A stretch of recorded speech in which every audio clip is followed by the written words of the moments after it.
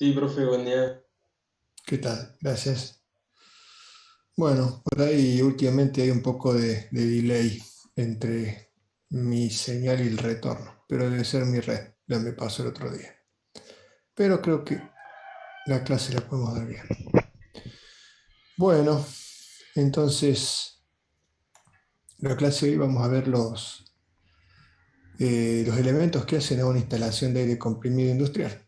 Cómo juntamos lo que hemos visto las dos clases anteriores, lo juntamos en un sistema. Entonces, cómo se conforma la instalación de aire comprimido que nos interesa. Así que bueno, vamos a la presentación.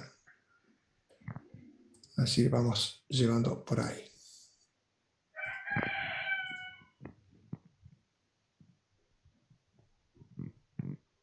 Ahí estamos. Bien, instalación de aire comprimido.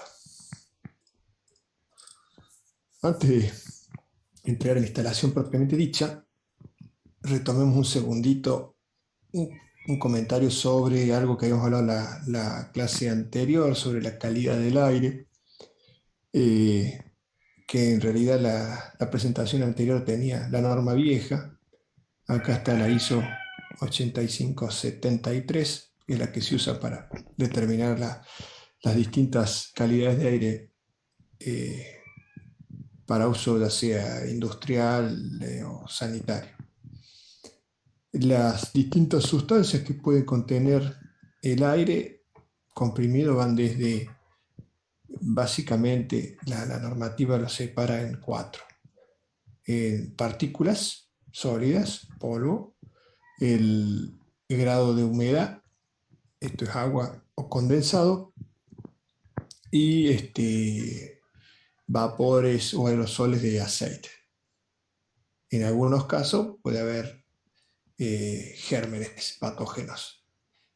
Entonces, en función de la calidad de aire que se necesite para la instalación, existe una categorización, una clase que va de 0 a 9, donde la clase 0 es una clase, digamos, especial.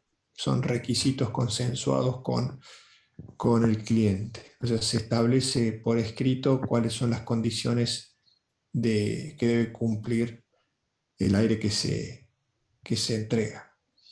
Y bueno, y de ahí además tenemos de la 1 a la 9 que va estableciendo los tamaños y cantidad de partículas, la humedad y los miligramos por metro cúbico de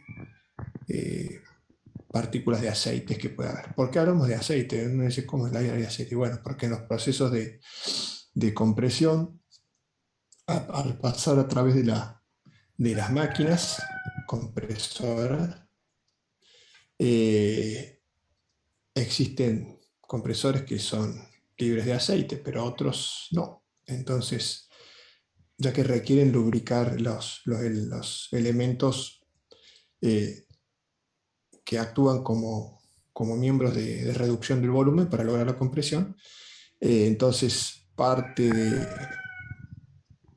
de esas partículas quedan en suspensión en el aire que se está comprimiendo y es transportado. En función de eso, de la cantidad de particulado de cada tipo que haya y de la calidad de aire requerido, va a haber procesos de ecualización o de mejoramiento para lograr la calidad de aire deseada. Y cuanto más puro o mejor calidad del aire, más caros serán los procesos. Es por eso que tenemos distintos tipos de filtrados para lograr cada uno de estas calidades requeridas. Ya cuando veamos filtro vamos a ver un poco más en detalle. Bien,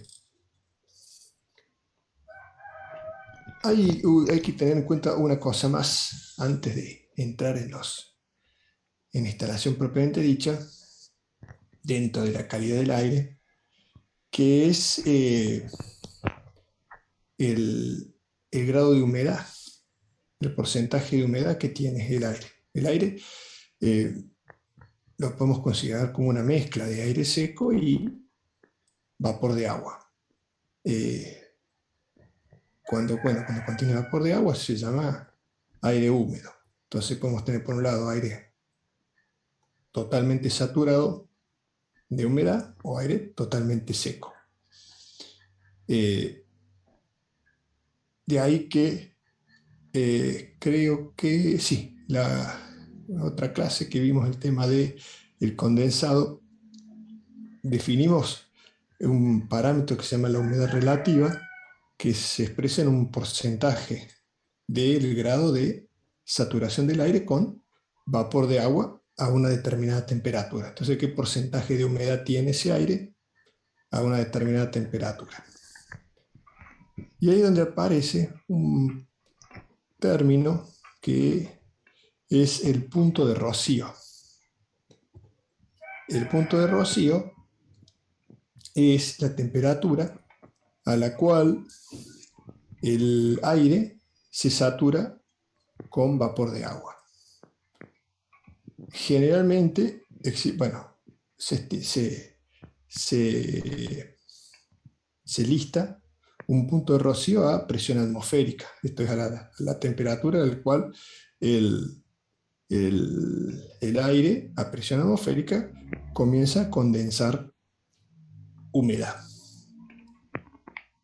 Entonces, si nosotros tenemos una masa de aire y la enfriamos, gran parte de esa humedad que contiene esa masa de aire va a condensar. Esa es la base del proceso de secado del aire, que nos interesa restarle humedad al aire. O sea, nosotros en nuestros sistemas de aire comprimido no queremos que circule por muchas cuestiones humedad por las cañerías. ¿Por qué? Porque al salir, por ejemplo, del compresor, el aire va a tener una determinada temperatura. Al ir circulando por los distintos elementos de nuestra instalación, va a ir enfriando, porque va a ir disipando calor a medida que va tomando contacto con los distintos miembros. Por lo tanto, va a generar condensados. Entonces vamos a tener agua en nuestra cañería. Eso, si se circula hacia los elementos actuadores, herramientas, máquinas, etcétera, va a producir óxido y mal funcionamiento. Variaciones del caudal, etcétera, del caudal de aire, ¿no es cierto? Por lo tanto, está vinculado también con variaciones del torque, velocidad, etcétera. Entonces, uno de los puntos principales en las instalaciones de aire comprimido es ver qué se hace con la humedad del aire. Entonces, lo que se busca en función del porcentaje de humedad que tenga, restar, y en función de los requerimientos de calidad de aire, de cuánta humedad debe tener mi aire para el proceso para el cual hemos instalado este sistema, esta instalación de aire comprimido, es que se tomarán las medidas necesarias para secarlo. Entonces, aparece otro término que es el punto de rocío a presión. El punto de rocío a presión se trata de la temperatura a la que el vapor de agua comienza a condensarse a una presión determinada, o sea, a una presión de trabajo. Ya no estamos hablando de la presión atmosférica, sino que a una presión superior a la presión atmosférica, o sea, a la presión que funciona mi sistema de aire comprimido.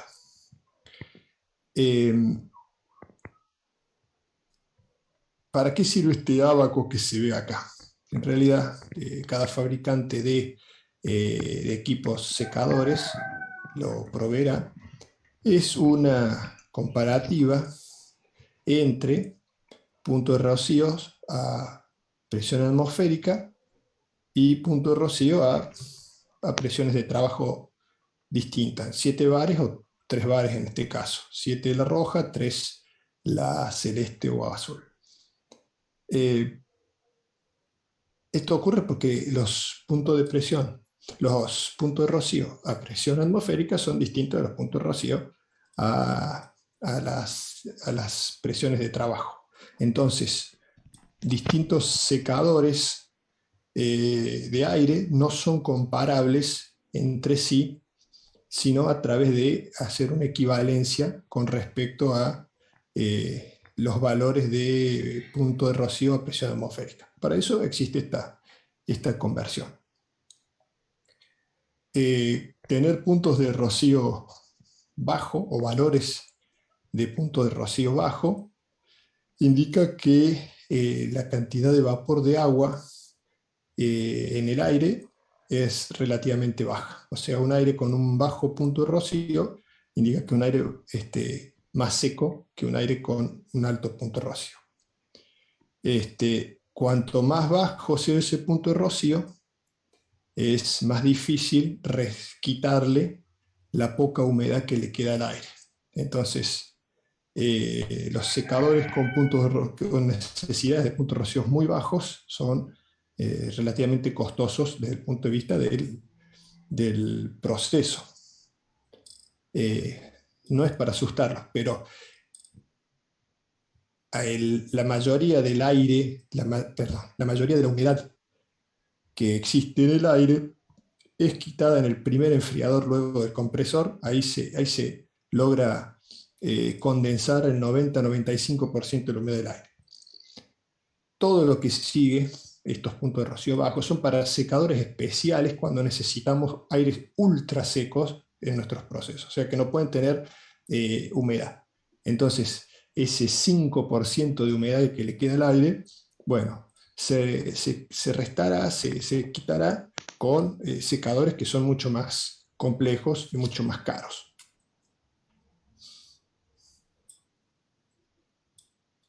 Y bueno, ¿qué tiene una red de aire comprimido? ¿O de qué está compuesta una red de aire comprimido? Los componentes principales son el compresor, o sea, punto 2 es el corazón, ¿no es cierto? Es el encargado de convertir la energía mecánica en energía neumática comprimiendo el aire. El aire es admitido por el compresor a través del filtro de aire del compresor. Esto es, el aire que toma del ambiente pasa a través de un filtro hacia el compresor. Este dispositivo es utilizado para eliminar las impurezas del aire antes de la compresión con el fin de proteger el compresor y evitar el ingreso de contaminantes al sistema. Este es el primer paso, el primer filtrado. Es un filtro que sirve para qué. Son como los filtros imagínense, de los motores a combustión del auto. Sirve para que no ingrese polvillo a gran escala, tierra, mugre, etc. No son filtros que nos van a dar la alta calidad del aire. Eso se logra después. Si bien todos los compresores en su aspiración tienen su filtro de aire, hay distintos tipos de instalaciones. Cuando se tienen muchos compresores, lo que se suele hacer es colocarlos en una sala de compresores, una sala de máquinas, y el ingreso del aire a esa sala de máquinas se hace a través de una pared filtrante. Es como una ventana que tiene colocada, está cerrada con filtros de placa por donde circula el aire. Entonces tiene un prefiltrado de la suciedad de ambiente para que el aire ingrese a esa sala relativamente limpio y los compresores tomen aire de mejor calidad. Ustedes dirán, ¿por qué hay que hacer ese paso? Bueno, porque en los ambientes industriales suele haber mucha suciedad, mucha tierra en el ambiente, por movimientos, por ejemplo, de camiones que queman gasoil, humo de los diésel. Las plantas están en predios, parques industriales, en zonas semi despejadas, que puede haber campos para uso agrícola cercano, y con el tema de la siembra directa hay parte del año que el suelo queda yermo, queda todo tierra, y bueno, sopla viento y se levanta tierra por todos lados. Entonces, las condiciones para tener una aspiración de un aire relativamente limpio complican las cosas. Y por eso se tiene que trabajar en varias etapas para el filtrado del aire. Luego del compresor, el aire circula por el postenfriador, que es el encargado de eliminar gran parte del agua que se encuentra naturalmente dentro del aire en forma de humedad. Entonces, luego del proceso de la compresión, el aire sale a una temperatura relativamente alta debido al proceso de compresión, y al circular por el enfriador, por el postenfriador, se logra condensar 90-95% de la humedad que ese aire pueda tener. Luego se alimenta el tanque de almacenamiento o el pulmón,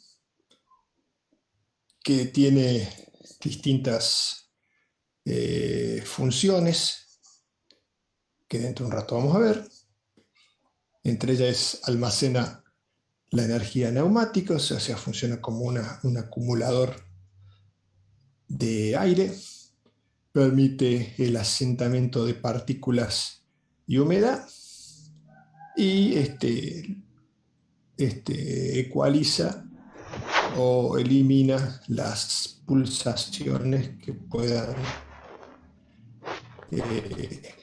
venir del compresor, de las pulsaciones de caudal.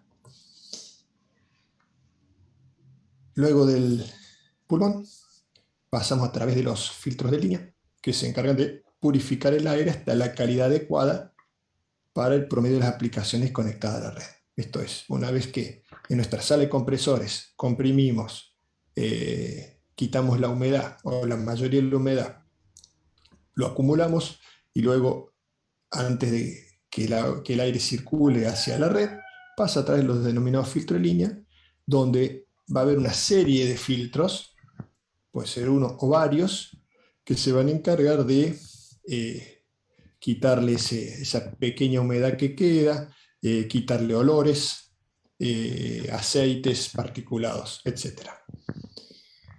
Tenemos además secadores especiales que se utilizan para aplicaciones que requieren un aire muy seco. Dependiendo, hay plantas en las que ese secador va incorporado antes del pulmón, en otras ese secador especial se coloca solo en la línea donde se requiere un aire de una calidad especial, o sea, un aire ultra seco. O sea, no hay un lugar fijo para ese secador.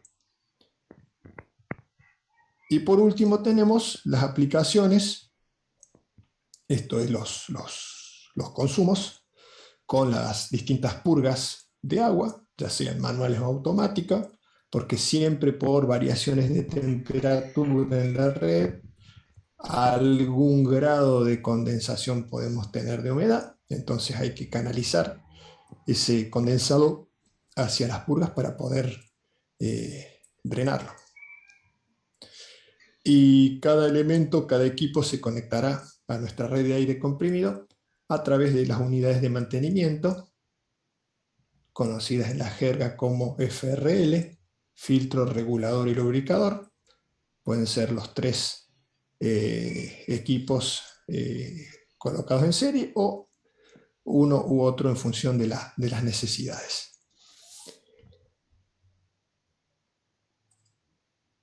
Ahí vemos un esquemita de lo que hemos hablado recién. Esto es, tenemos el compresor. A ver si puedo prender el puntero. No. Si me da bola, no. Bueno. El compresor, que toma a través del filtro del aire, pasa por el postenfriador hacia el pulmón acumulador. El pulmón tiene sus dispositivos de válvula de alivio, de sobrepresión, o sea, es un dispositivo de seguridad en el caso que haya algún mal funcionamiento y la presión supere los valores de seguridad, tiene que tener sí o sí su válvula de alivio de seguridad. En el pulmón pueden estar los presostatos que cortan el funcionamiento de los compresores.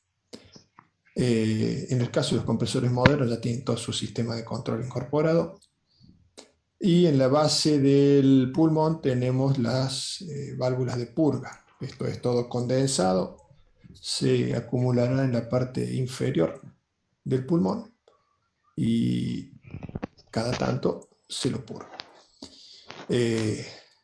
Los procesos de purgado pueden ser manuales o automáticos. Hay, depende, hay dispositivos a los que se les coloca purgadores automáticos, ya que la cantidad de condensado que generan es importante y no se puede estar pendiente de que un operario cada tantas horas vaya y abra la válvula de purgado. Entonces, en esos casos, esos dispositivos llevan acoplado un purgador automático. Luego del pulmón, de la parte superior, alimentamos la red. La red se desarrolla con una determinada pendiente entre el 1 al 3% hacia los puntos de recolección de condensado. Entonces la red de aire comprimido siempre circula con una determinada pendiente para que los condensados que puedan producirse en la cañería escurran hacia los puntos de captura y de drenaje. Y la alimentación de los distintos consumos se hace, sobre el fin de la clase vamos a verlo mejor, acá está solamente un esquemita, tomando la derivación desde el lomo del caño, desde la parte superior, ya que los condensados escurren por la parte inferior del caño, entonces de esa forma evitamos que esos condensados drenen hacia el consumo, sino que simplemente sacamos el aire y el condensado circula por la parte inferior del caño hacia el drenaje. Aquí tenemos otro esquema de los componentes en nuestra sala de compresores. Tenemos a la izquierda el compresor, distintos tipos de post-enfriadores. Hay post-enfriadores de agua, de agua horizontal o de tipo aire-aire. Depende del tipo de intercambiador que se necesite. Acá están, digamos, colocados como un equipo adicional, pero eso depende del tamaño de los compresores, del tamaño de la instalación y de la calidad de aires en cuanto a qué nivel de humedad se permite en el aire. Los compresores modernos todos vienen incorporados con post-enfriador, o sea, siempre después de la etapa de compresión tiene un sistema de enfriamiento ya incorporado en el compresor. Eso no quiere decir que existan instalaciones donde el post-enfriador sea un equipo externo. Luego se alimenta el pulmón y del pulmón, a través de los denominados filtros de línea o prefiltros también se les puede decir, se alimentan las áreas de los consumos.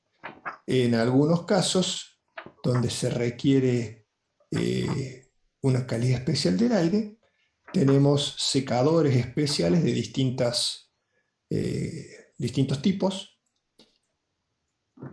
que van a encargarse de quitar ese pequeño grado de humedad que pueda quedar en el aire.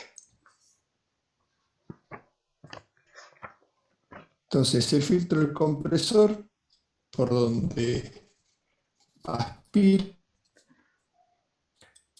es un filtro que está dentro de un colector tipo una canasta y es un filtro tipo cilíndrico. El aire ingresa por un puerto a ese cilindro y pasa a través de la pared filtrante y es colectado por el tubo central en este caso y se lleva hacia el compresor.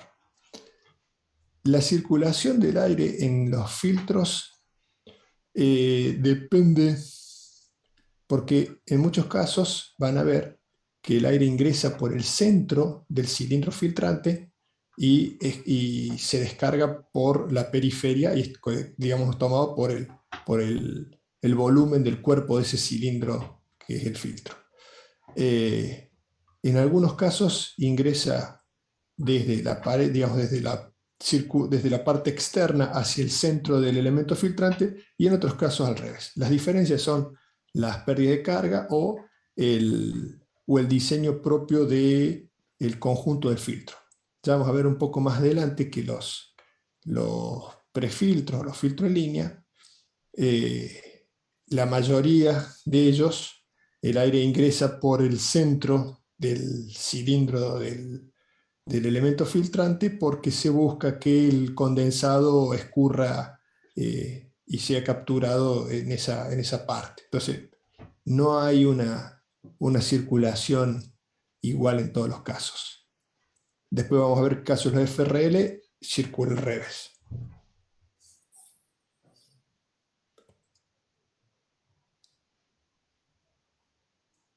Luego del compresor, les decía, tenemos los postenfriadores o los enfriadores que se encargan de ¿qué? De enfriar el aire que sale del compresor, de esa forma lograr el condensado de la humedad de ese aire. Hay distintos tipos de postenfriadores en función de la temperatura a la que se quiere llegar. En general, los enfriadores aire-agua, como el que vemos en este caso, se ve por la izquierda el ingreso por esos orificios, circula el, el aire caliente que ingresa del compresor y se descarga donde dice Cooler Dryer Air Outlet, ahí a la derecha. Y lo que ocurre en este caso, que al circular por esos cañitos, el aire circula a través de un cilindro, una camisa, por donde circula agua en contracorriente. Esto es un intercambiador clásico. Entonces ingresa agua fría por el punto final del intercambiador y hacia la boca del intercambiador sale el agua caliente. Luego de ese proceso de enfriamiento pasa por un ciclón donde el torbellino sobre las paredes hace que el aire separe las partículas de humedad, el agua, y se deposite en el reservorio y se ve abajo un filtro, una purga automática. Esto tiene una eficiencia bastante buena. De hecho, la mayoría de los compresores industriales trabajan de así, pero existen otras soluciones que son los intercambiadores aire-aire o enfriadores aire-aire. Estos son similares a un radiador, circula el aire por dentro de ese radiador y tiene unas laminillas por donde circula una corriente, un flujo de aire a través de esos sopladores. Entonces, en este caso, no hay dos fluidos, sino que es el aire ambiente que circula enfriando, restándole calor a ese, a ese intercambiador. En este caso, la eficiencia es menor porque, bueno, es cuestiones de termodinámicas que hacen La eficiencia de los sistemas aire-agua son superiores, se logran menores temperaturas que en los aire-aire, que tienen limitaciones de la temperatura ambiente del aire. En el caso de verano no se puede enfriar con aire menor al de temperatura ambiente. Y entonces ustedes dirán, ¿y para qué se usan entonces este tipo? Bueno, porque hay aplicaciones donde no hay disponibilidad de agua para los sistemas de enfriamiento. Por ejemplo, instalaciones mineras o instalaciones que están en lugares eh, alejados, remotos, que no tienen acceso al agua, entonces se necesita algún tipo de enfriador, que no necesariamente son enfriadores con líquido.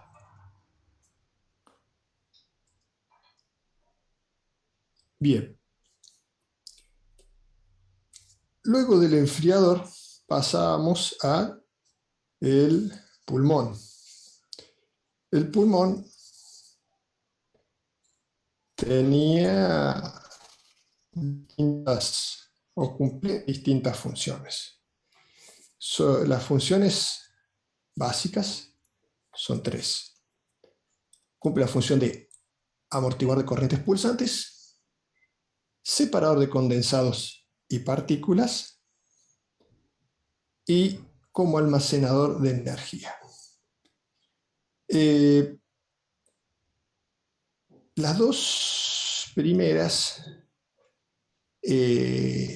son, mejor dicho, las tres son válidas, son las funciones que cumple un pulmón, pero tienen más peso, digámoslo así, las dos primeras, en el caso de los compresores a pistón, compresores que son pulsantes. Si ustedes se han fijado en esos compresores que vienen para uso doméstico, que son esos tipo carrito que se llevan, que tienen el pulmón acumulador y tiene el compresorcito a pistón.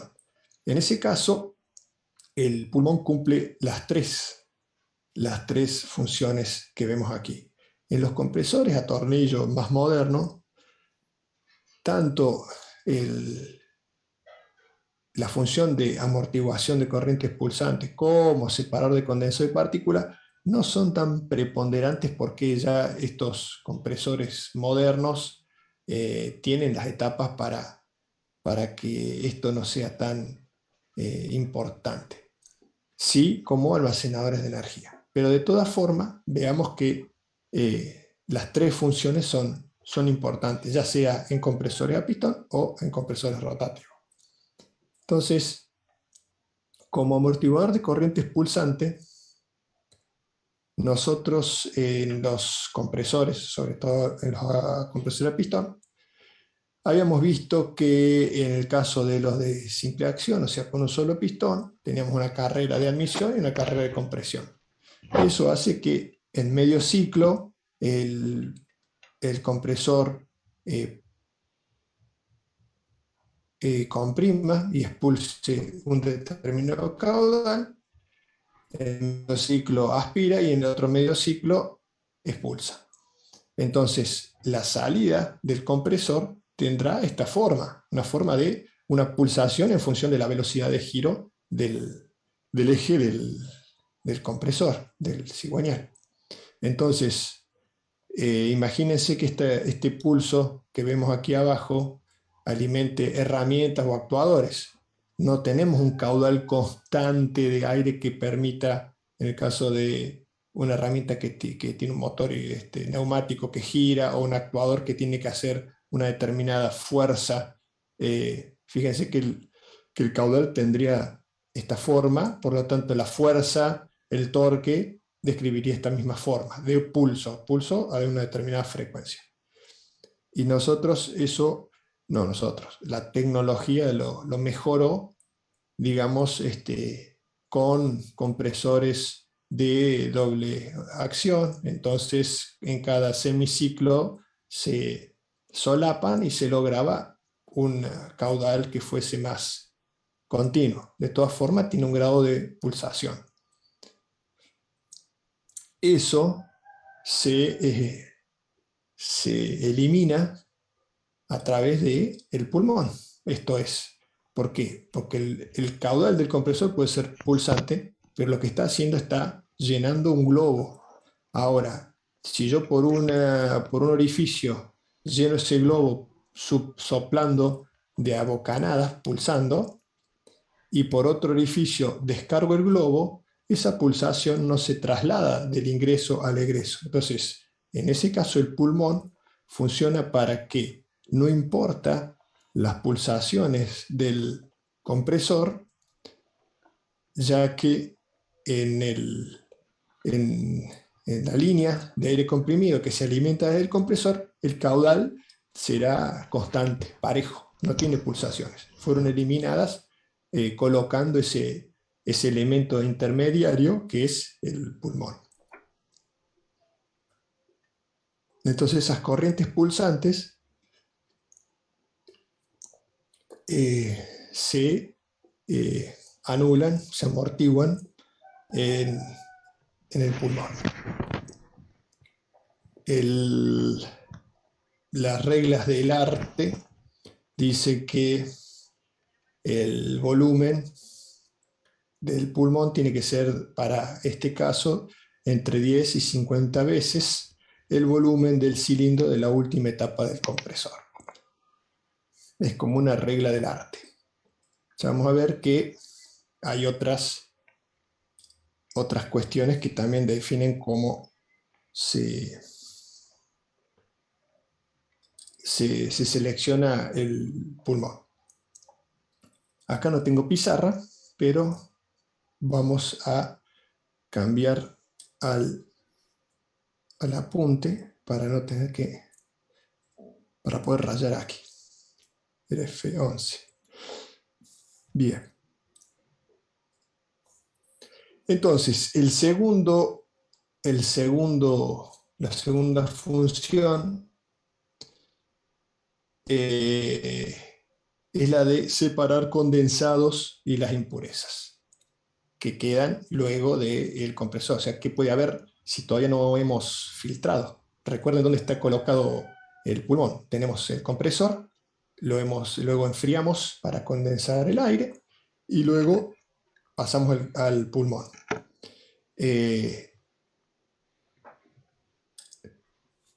Esto se logra con el efecto ciclón o torbellino. ¿Cómo ocurre esto? Bueno, el aire ingresa al pulmón por un orificio que está por debajo del orificio de descarga.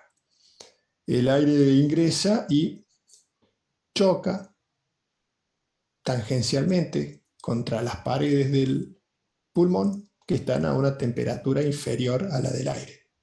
En ese recorrido, el aire se enfría sobre la pared y hace que tanto las partículas que puede haber de aceite o partículas de agua que estén en suspensión queden adheridas a la pared y escurran hacia la parte inferior del pulmón. Entonces, el pulmón, en esa forma, logra que parte de partículas de humedad o partículas sólidas o de aceite que se encuentre en el aire, precipite. De esa forma se puede separar del aire de consumo ese tipo de particulado. No es la función principal del pulmón y tengamos en cuenta otra cosa. Si bien está listado como una de las funciones, el hecho de que tengamos precipitados, por ejemplo, de aceite dentro del pulmón, no es un buen síntoma. No nos interesa que en el pulmón tengamos, por ejemplo, en las paredes se llene de aceite, porque genera ciertos riesgos de ese aceite que puede estar degradado con la alta temperatura, puede inflamar. Y si se quema ese aceite dentro de un tanque, bueno, es un riesgo muy importante. porque puede causar un accidente. Es por eso que existen protocolos de limpieza cada tantos meses, se saca de servicio el sistema de aire, hay una, a ver si tengo un detalle de pulmón acá, tenía, sí, bueno, hay una, el 7, que es una escotilla de inspección, es una tapa que se saca, ingresa a una persona y se limpia el pulmón. Estamos hablando de instalaciones industriales donde este pulmón es importante, ¿no es cierto? Y se limpia la pared interna del pulmón donde pueda haber aceite depositado, etcétera, porque eso genera cierto riesgo. Entonces, si bien funciona como separador de condensado, no es la principal función de un pulmón el encargarse de precipitar, por ejemplo, los aceites que puede haber en el aire. Tratemos de que eso no ocurra, porque si no, estamos usando el pulmón como un separador. Pero cuando ustedes les pregunten en un examen cuáles son las funciones del pulmón, digan que son las 3, porque si no, los van a retar. Bien, y la más importante es la de trabajar como un acumulador de energía. Y pongo acá en el apunte porque es la forma que tengo de que podamos seguir esta demostración sin tener que reescribirla o no tener pizarra. Entonces, ¿cómo sería esta cuestión de la acumulación de energía?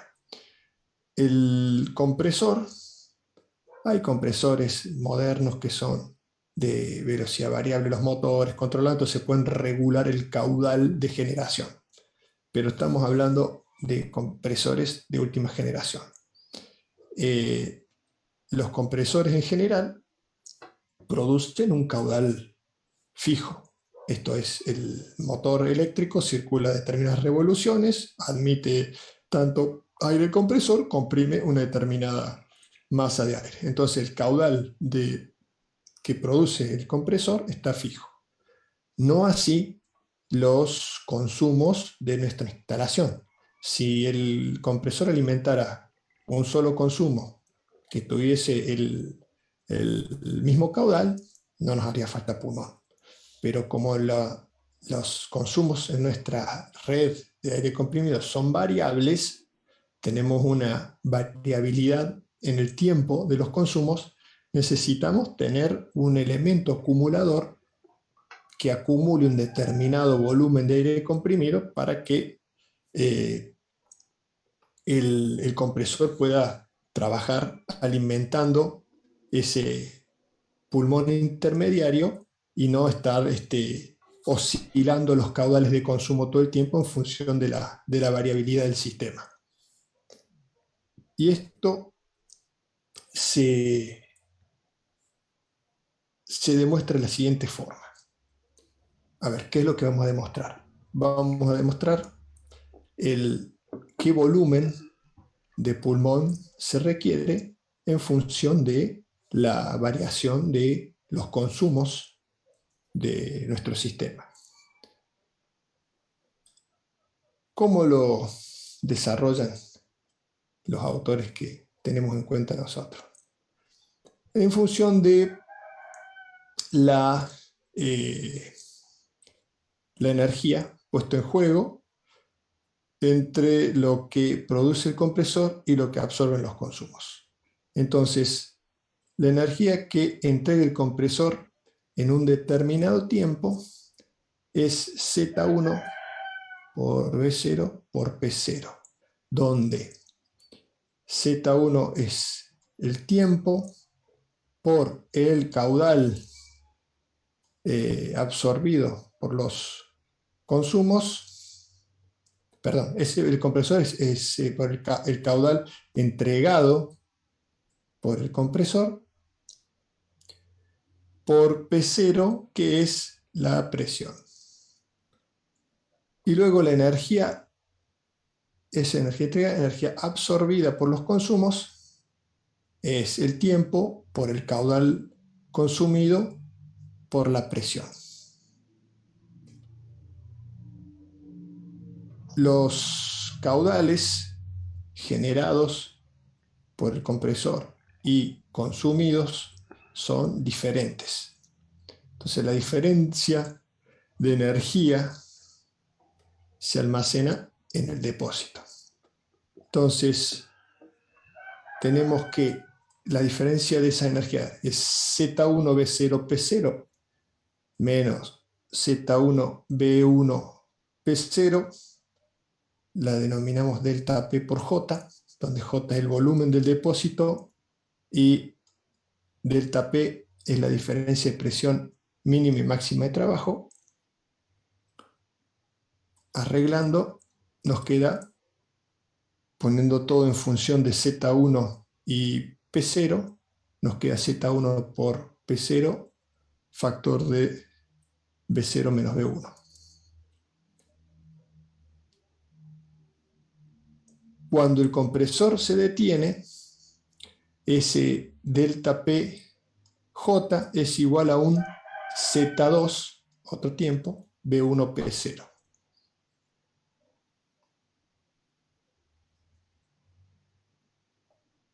Si despejamos, ya les digo, si despejamos de donde está la 1, le pongamos para que no nos perdamos, a esta le ponemos 1, a esta le llamemos 2. Si despejamos Z1, esta de 1, esto viene de 1, despejamos Z1, y en esta de 2 despejamos Z2. Y tenemos que el tiempo total es Z1 más Z2. Si reemplazo ambas, esta es Z1 más Z2, y lo despejo el delta PJ sobre P0, me queda así.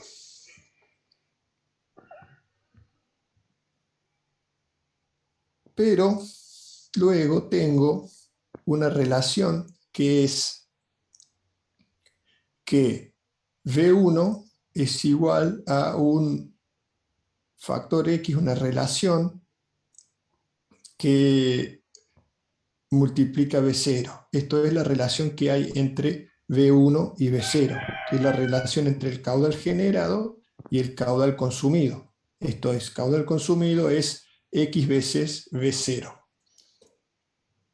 Hay que tener en cuenta acá, V1 dijimos que es el caudal consumido y V0 es el caudal entregado por el compresor. Fíjense que esa relación siempre tiene que ser menor o igual que 1, porque si no, el consumo superaría el caudal entregado. Entonces X, que es la relación de V1 y V0, siempre es menor o igual que 1. Si yo reemplazo en esta que le llamemos 3, que es este término, si le reemplazo los en función de V0, o sea, reemplazo V1, en este caso, me queda así el término 3, que es este, y luego en la ecuación total, que es esta de aquí, la completa, que le llamaremos 4, si reemplazo en 4, me queda esto. Luego, finalmente, acá lo sigo despejando y lo reemplazo en 4, que es la de acá abajo, Z. Me queda todo en función de ese X que estoy buscando, que es la relación entre caudal generado y caudal consumido. Z era el tiempo. Entonces, luego despejo J y incorporo un nuevo reemplazo que es A, que es la cantidad de ciclos de arranques y paradas del compresor por hora. Está relacionado con el tiempo. Entonces, Z por A es igual a 1, donde Z es igual a 1 sobre A. Si reemplazo, me queda finalmente esta que tenemos aquí, que es J, que es el volumen del pulmón, en función de los valores de X, que son la relación entre el caudal generado y el caudal consumido, y este parámetro que es A, que es la cantidad de ciclos por hora de arranque y parada del compresor. Esta fórmula es la que van a ver seguramente aplicar con el ingeniero Quintero a la hora de definir el tamaño del pulmón del sistema. No les va a hacer desarrollar esto que hemos desarrollado aquí, pero la idea es que supieran de dónde sale esta fórmula de J, del volumen del pulmón.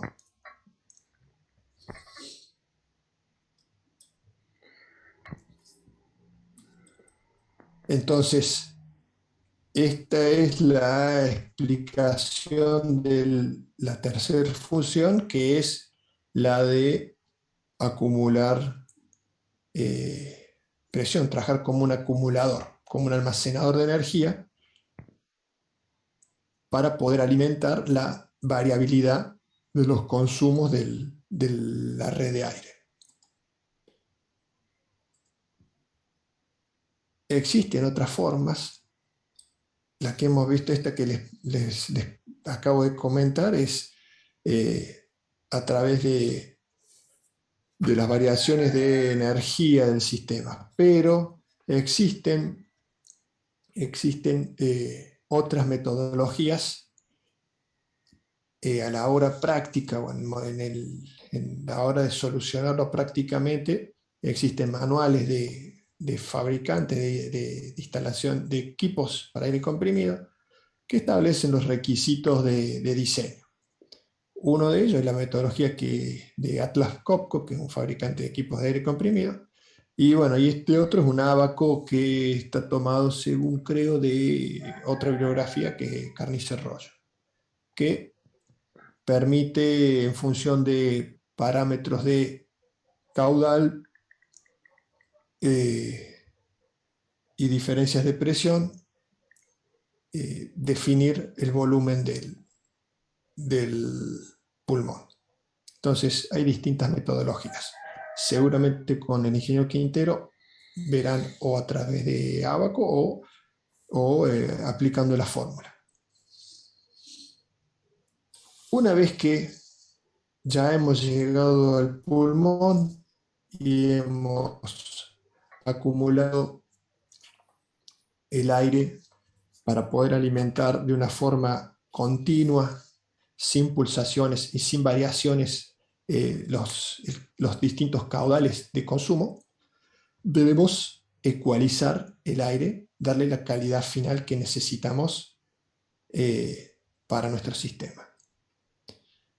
En función de los requerimientos, serán los distintos tipos de filtros en línea que se colocarán y las tecnologías de los filtros.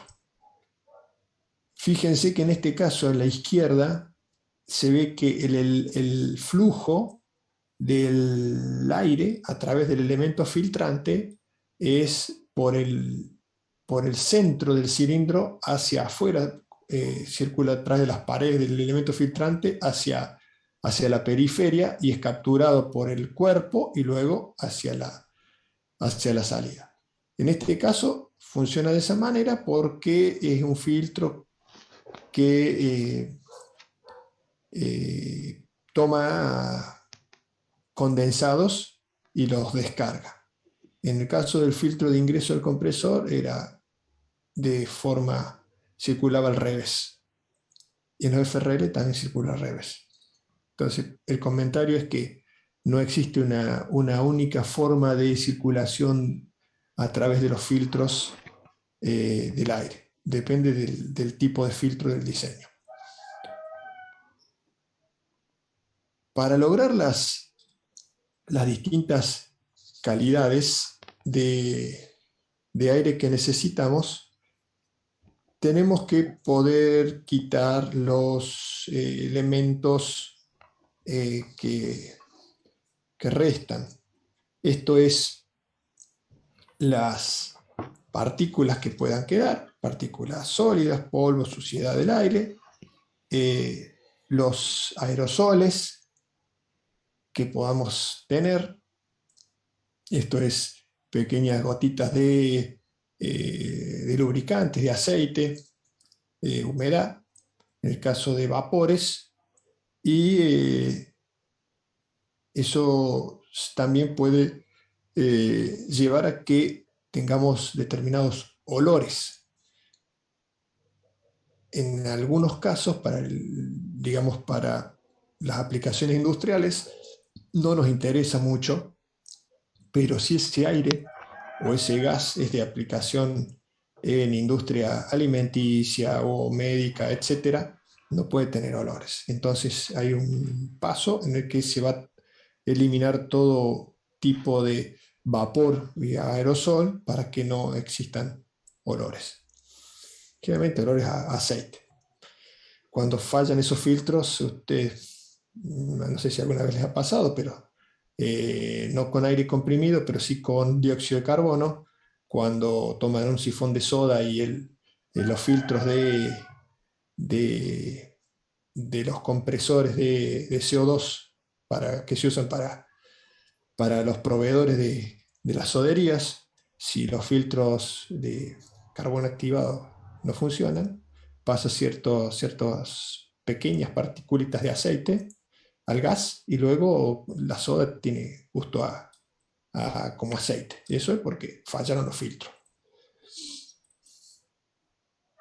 Bien, tenemos distintas tecnologías de fabricación de filtros en línea que varían en función de los requerimientos, desde filtro de partículas, filtros coalescentes y los más finos o los que sirven justamente para quitar olores son los de carbón activado. Se construyen con distintos tipos de fibras, entonces los filtros de partículas están diseñados para partículas sólidas.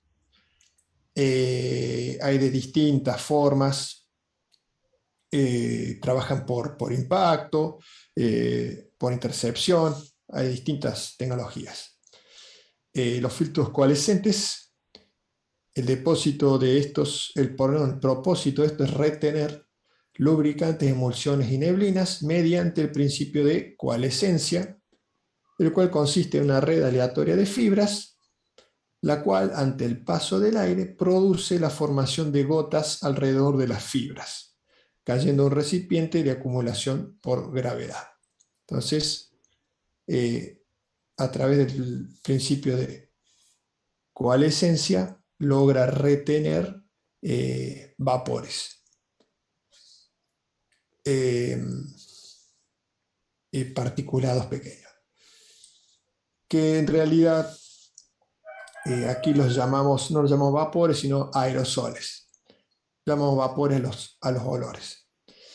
Y los filtros de vapores son filtros diseñados para remover los olores, sabores y vapores orgánicos. Generalmente lo más común es trabajar con lechos de carbón vegetal activado, que mediante el proceso de adsorción, con D de dedo, remueven dichos contaminantes.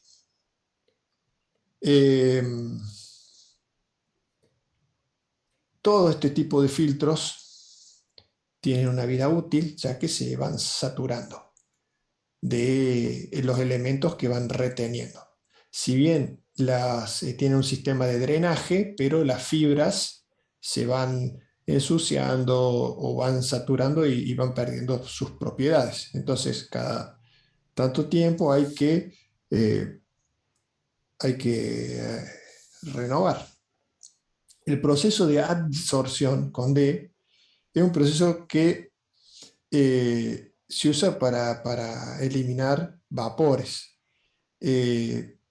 Lo que ocurre es que esos vapores se pegan a superficie de los materiales absorbentes como el carbón activado,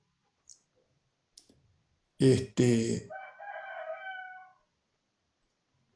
y bueno, y luego es descartado en el proceso de mantenimiento. Bueno, lo que justamente, proceso puramente químico, el aire comprimido pasa a través de un lecho de sustancias secantes, el agua o vapor de agua entra en contacto con dicha sustancia, se combina químicamente con esta y se desprende como una mezcla de agua y la sustancia secante. Son simples de instalar, reducción de gas mecánico porque el secado no contiene piezas móviles y no necesita de aporte de energía exterior, lo que sí tiene un tiempo de vida.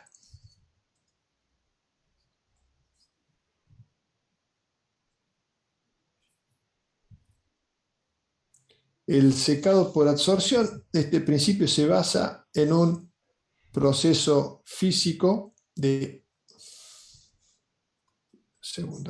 absorber depósito de sustancias sobre superficie de cuerpo sólido. El material de secado es granuloso con cantos vivos o en forma de perlas. Se compone casi un 100% de dióxido de silicio, esto es conocido como sílica gel. La capacidad absorbente de un lecho de gel es limitada, se regenera de forma simple. Déjenme ver la filmina que vimos recién. Era absorción, con razón, me parecía que estaba diciendo una cosa por otra. Entonces, el proceso de absorción, el proceso de eliminar los olores por carbón activado. Mientras que el de adsorción, con D de dedo, es el secado a través de la circulación del aire por sustancias absorbentes. Por ejemplo, el sílica gel, que es un material higroscópico, terriblemente higroscópico, que genera un compuesto, se absorbe y se va saturando con la humedad del aire. En este caso, este tipo de secadores eh, trabajan con dos cámaras. Mientras funciona una cámara de secado, la otra se va regenerando. ¿Cómo se regenera? Y se le hace circular en contracorriente aire caliente que lo seca. Entonces, una vez que está seco, se intercala la otra cámara y vuelve a secar. Este tipo de secadores por absorción, fíjense que el punto de rocío a presión dice menos 40 grados, es bajísimo. Eh, Estos secadores están pensados para quitar humedad del aire, pero para quitar humedades del orden del 5%, 2%, 1%. O sea, cuando ya hemos secado prácticamente el aire que no tiene humedad, ese poquitito de humedad que puede quedar en el aire se resta a través de este tipo de secadores.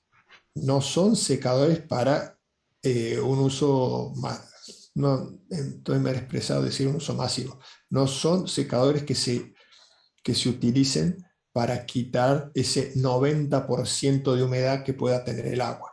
Ese proceso se hace a través de los enfriadores. Lo que pueda restar de humedad en el aire, si necesito un aire ultra seco, se quita a través de este tipo de secadores por absorción. Esto es a través de sistemas de materiales de silicio, sílicas. Acá lo que se ve es un esquema de un secador de este tipo que trabaja con dos cámaras. Lo que se ve en celeste es lo que está funcionando, secando el aire del circuito de aire comprimido. Lo que se ve en rojo es un sistema de secado. Esto es parte del aire que sale del secador, pasa por un calentador y se reinyecta en la otra cámara en circulación opuesta y se descarta al ambiente, por supuesto.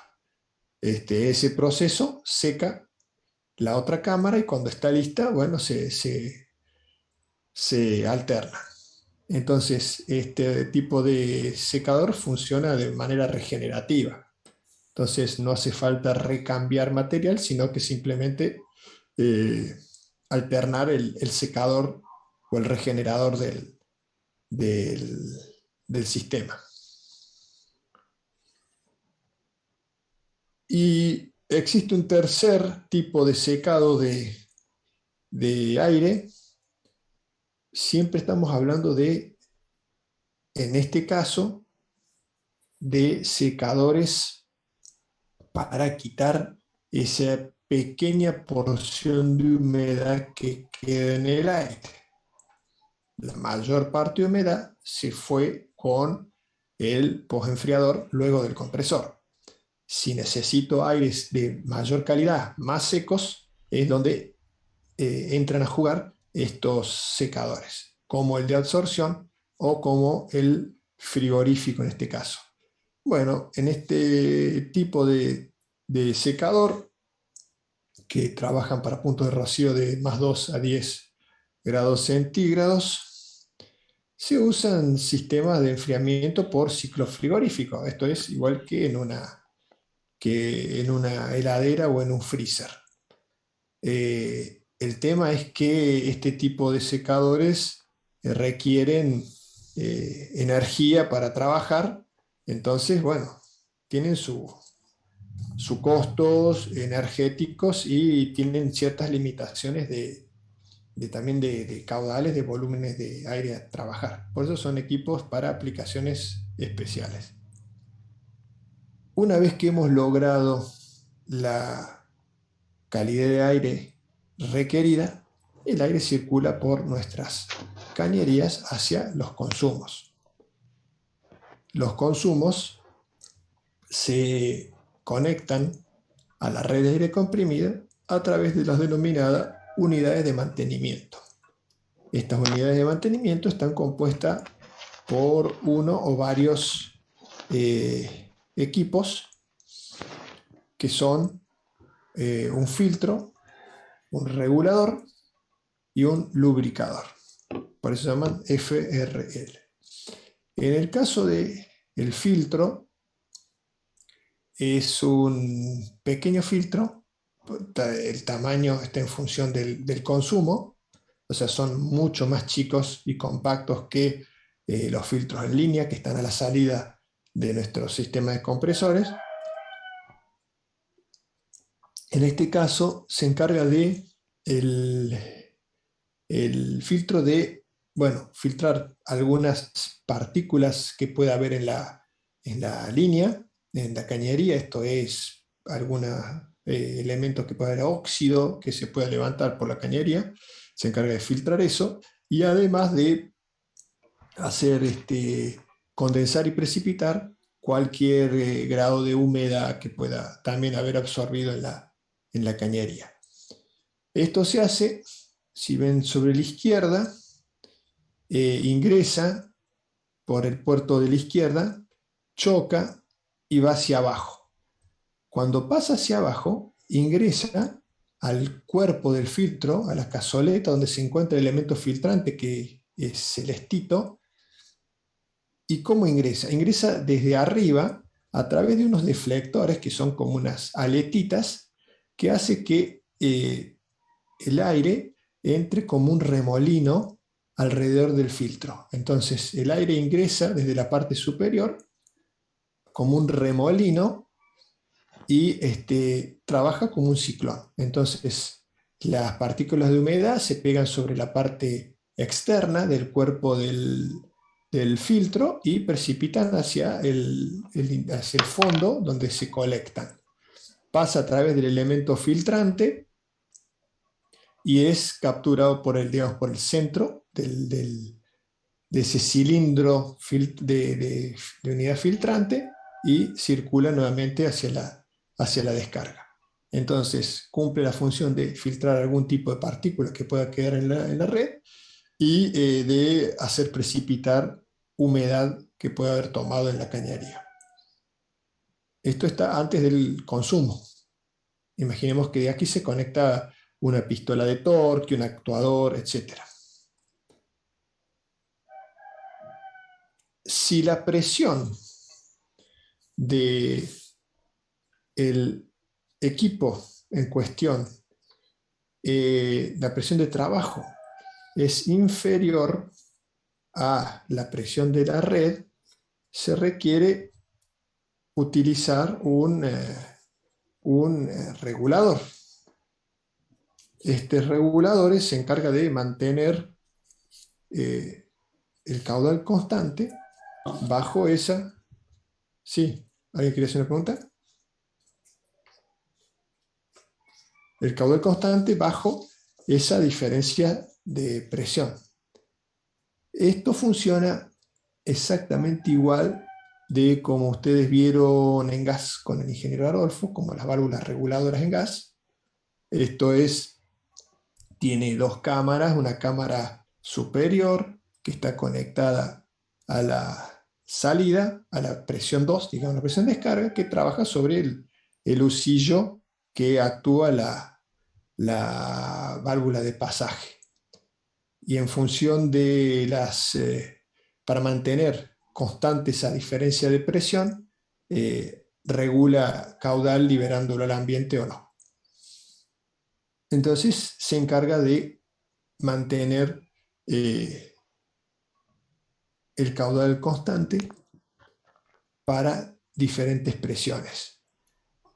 Ese salto de presión, esa variación de presión, se puede regular a través de un cursor que ajusta el resorte que se ve aquí en la parte superior, que es el que da la tensión que está calibrado para la presión de trabajo. Y luego de eso, finalmente, el aire pasa por la unidad de lubricación. No se ve en un detalle perfecto, pero yo les cuento cómo funciona esto. No, con ustedes no vemos espuma. Bien. El aire ingresa por la izquierda y pasa hacia la salida a través de un Venturi, un tubo de Venturi. Ese tubo de Venturi está conectado del punto de la garganta del Venturi por una cánula a una camarita de goteo del aceite. Esto es aceite. Entonces, parte del aire es derivado para presurizar ese reservorio de aceite y la mayoría del aire circula a través de un Venturi, donde en la garganta se produce una depresión y chupa a través de esa cánula aceite y lo incorpora en el torrente del aire comprimido. Entonces, de esa forma, a medida que circula un determinado caudal, va dosificando un caudal de aceite al aire. Y ustedes me dirán, pero si le habíamos quitado todos los aceites a la salida del compresor, ¿por qué le volvemos a colocar aceite? Bueno, estos elementos, estos lubricadores, para empezar ocurren dos cosas. Los aceites que tenemos a la salida de los compresores son aceites de lubricación del compresor y aceites que se degradan por la temperatura. Entonces, no son aceites de buena calidad y aparte no queremos aceite en nuestra cañería. pero existen herramientas que tienen la necesidad de estar lubricadas. Entonces, el aceite de lubricación a esas herramientas se le aplica a través del aire comprimido con el cual se actúan. Y se utiliza un aceite refinado de primerísima calidad para, para, ese, para esa función. Y ese aceite se le incorpora justamente en el punto de alimentación de la herramienta. Los condensados que circulan, tratemos que no circulen, pero los condensados que pueda haber en nuestra red son capturados en los puntos de acumulación y drenados ya sea manualmente o automáticamente, para no tener que disponer de una persona que esté constantemente abriendo las purgas de agua. Se utilizan purgadores automáticos, como en este caso es un purgador tipo boya, que tiene dentro de la cazoleta tiene una bollita que está solidario a una palanca, y esa boya, cuando flota, porque se ha acumulado una determinada cantidad de agua dentro de esa cazoleta, la palanca libera el obturador de una valvulita de descarga y permite que el agua caiga. El aire no sale porque hay digamos, un sello líquido, hay una diferencia entre el agua y el aire, entonces nunca logra escapar, o si escapa es muy poquito el aire hasta que la boya cae. Por casi último, los llevo corriendo, pero bueno, no sabía si alcanzábamos a ver todo lo que teníamos que ver.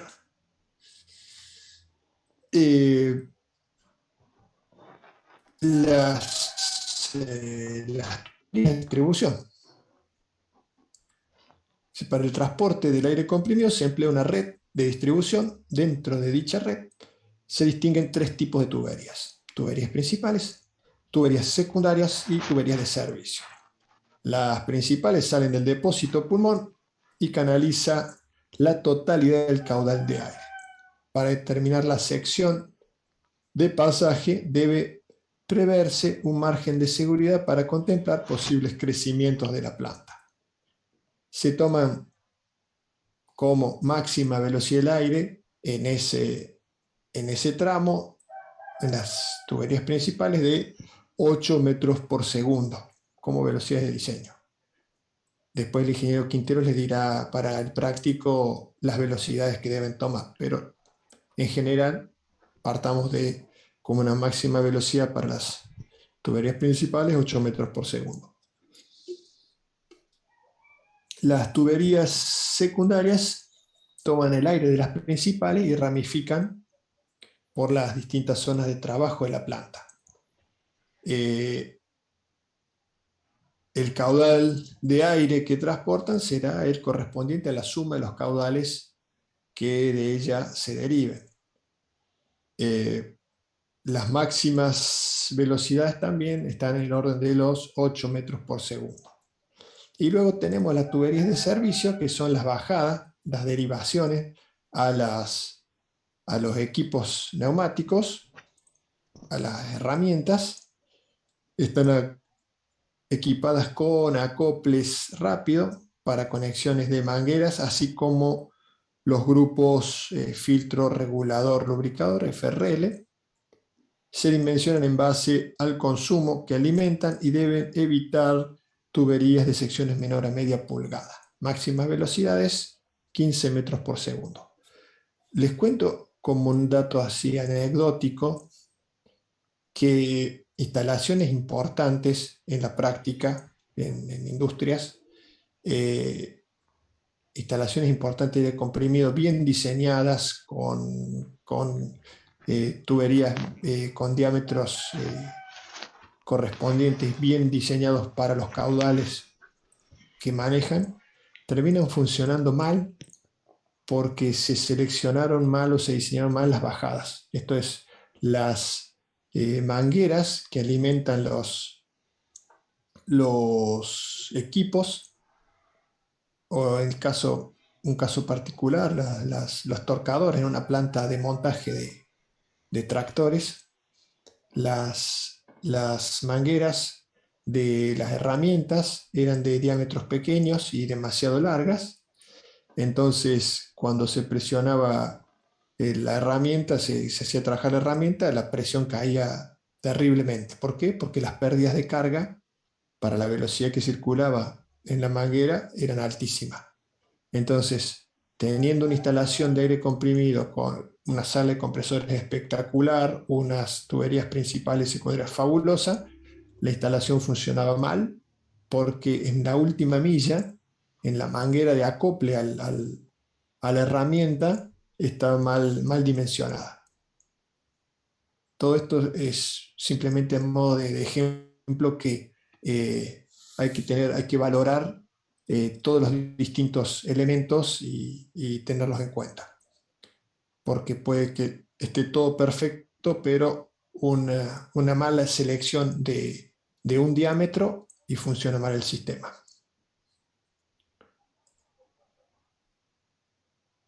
Existen dos formas de instalación de cañerías: sistema troncal o sistema eh, en anillo. O sea, sistema troncal y ramificado o sistema en anillo.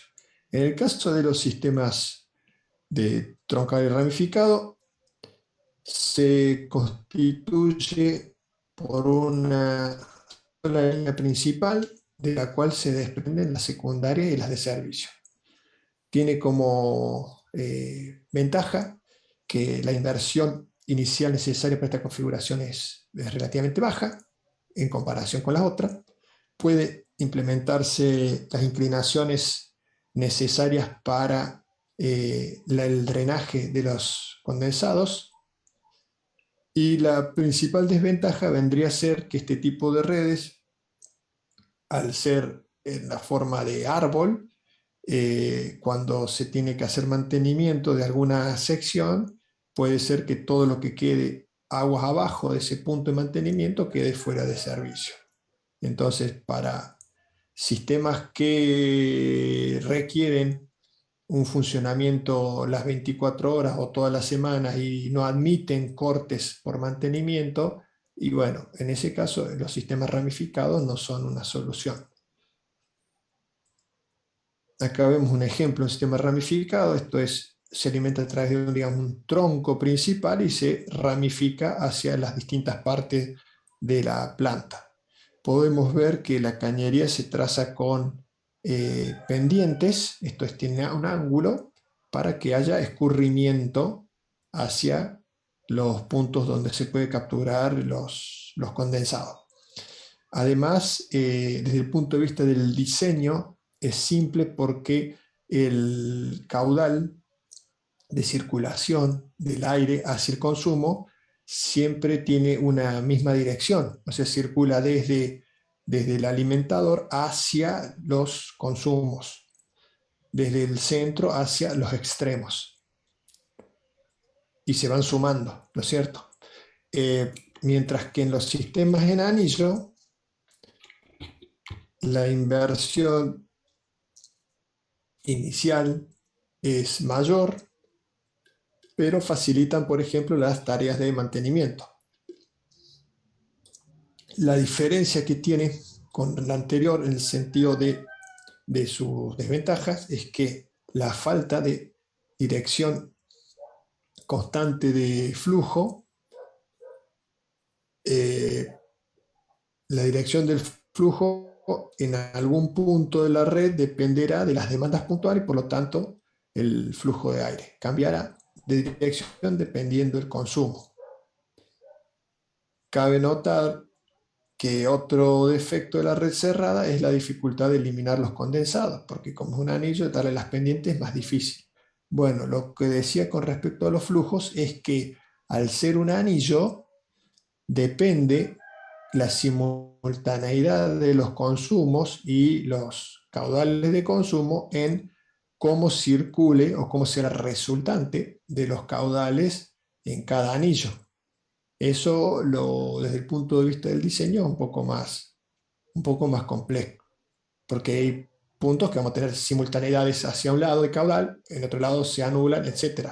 Entonces, sabemos que la suma de los caudales o de la suma de las caudales y la velocidad están vinculadas con el área. Si el área es constante y tenemos variaciones de caudales, vamos a tener variaciones de velocidades. Y puede ser que en algunos puntos tengamos sumas de caudales para esa área y de velocidades superiores a las que tenemos admitidas. Por lo tanto, las pérdidas van a ser importantes. Bueno, no es el cuco. Hoy en día, desde hace mucho tiempo existe matemática para resolver redes en anillo. Lo que les digo que es bastante más complejo diseñar una red en anillo que una red ramificada.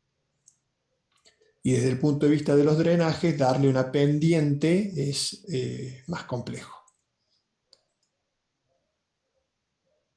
Bien, con el ingeniero Quintero van a ver el práctico, pero a ver si en estos minutitos que queda hacemos una corridita, simplemente un pantallazo de los pasos que se deben dar para dimensionar una instalación. Datos necesarios: determinar el consumo medio, presión de trabajo y las pérdidas de carga admisible. Nos definirá la cantidad de filtros, tipos de filtros que necesitaremos, los secadores para quitar la humedad del aire, tipos de secadores, cantidad de secadores, etc. Bueno, los consumos va a estar en función de eso, los caudales del compresor.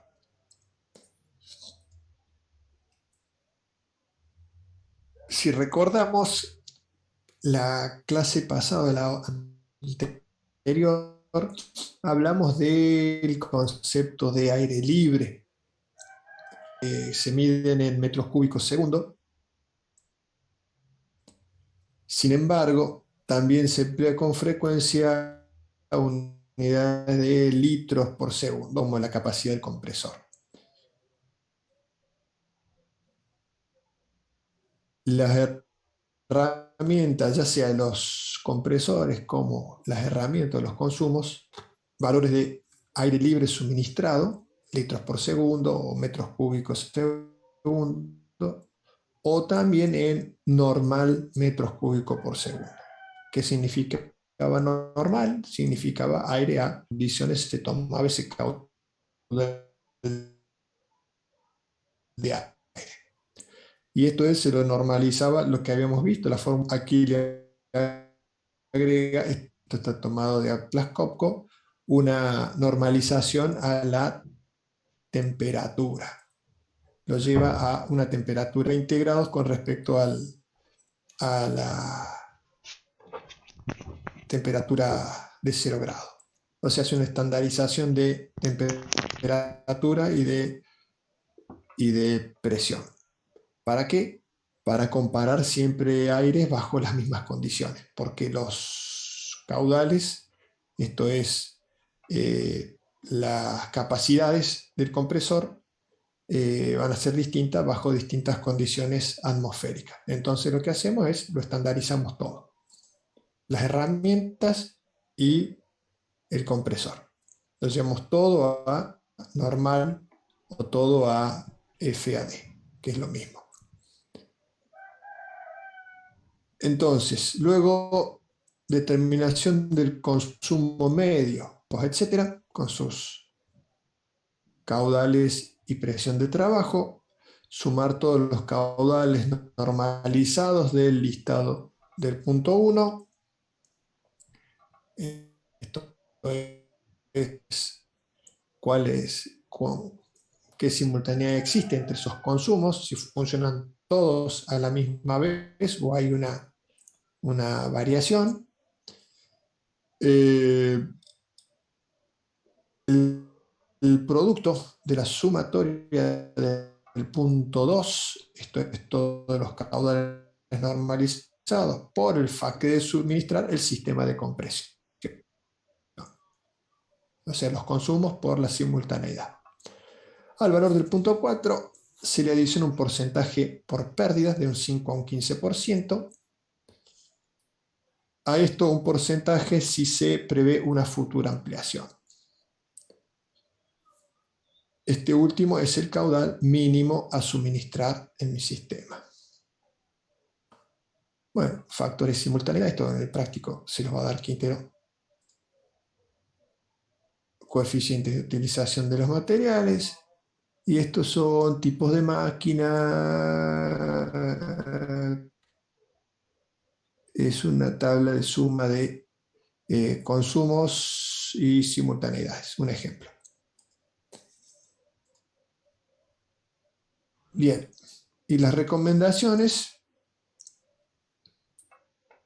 son pérdidas admisibles del aire entre 5 y 10% de la capacidad total de los compresores instalados.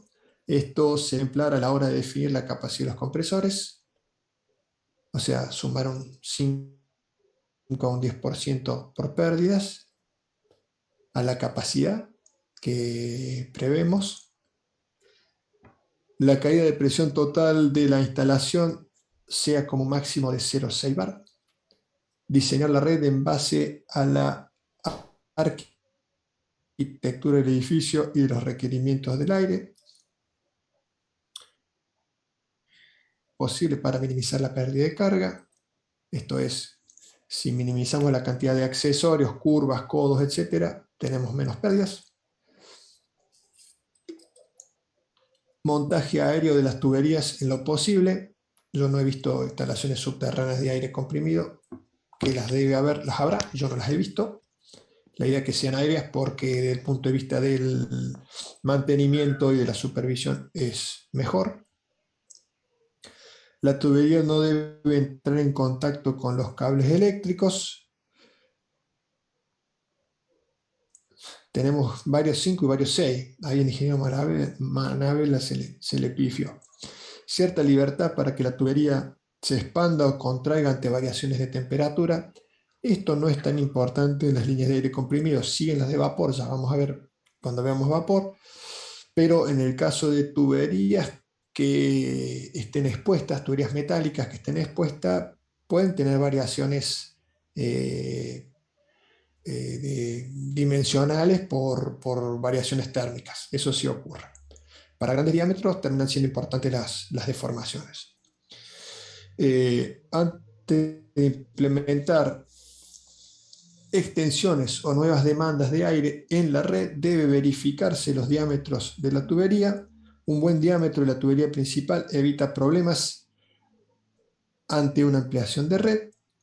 Y para mantenimiento es esencial que se coloquen válvulas de bloqueo en la red. Esto es, se debe estudiar en función de la simultaneidad de los consumos, dónde colocar las válvulas de aislamiento de mi red para dejar fuera de servicio ciertas áreas de la red de aire comprimido para poder hacer mantenimiento de otras.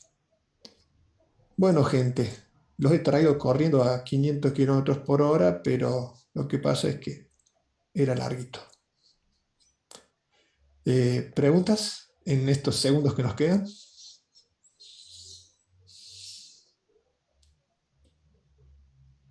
No, profe. Bueno, lo que queda claro es debe quedar claro lo siguiente. Tenemos esa serie de componentes fijos que llevan la instalación de comprimido, el filtro de ingreso, compresor, enfriamiento, pulmón y los postfiltros. En el caso de los enfriadores y los filtros que siguen al pulmón, dependen de la calidad de aire que necesitamos. Eso está en función del tipo de industria y el tipo de uso. Hay aires de mayor calidad, aires de menor calidad. Para uso industrial los filtros son bastante simples. Eso lo define la calidad del aire. Luego el resto es calcular instalación de fluidos con de fluido compresible. Que lo van a ver con el ingeniero Quintero. Son 3 formulitas.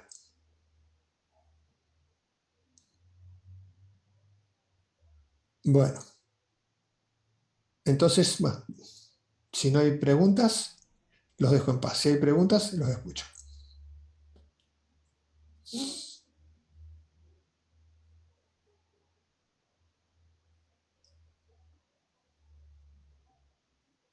Bueno, gente, nos estamos viendo dentro de una semana. Semana que viene no, la otra. La que viene tiene con Quintero. Chao, profe, hasta luego. Chao, profe, Hasta luego. gracias. Ahí va.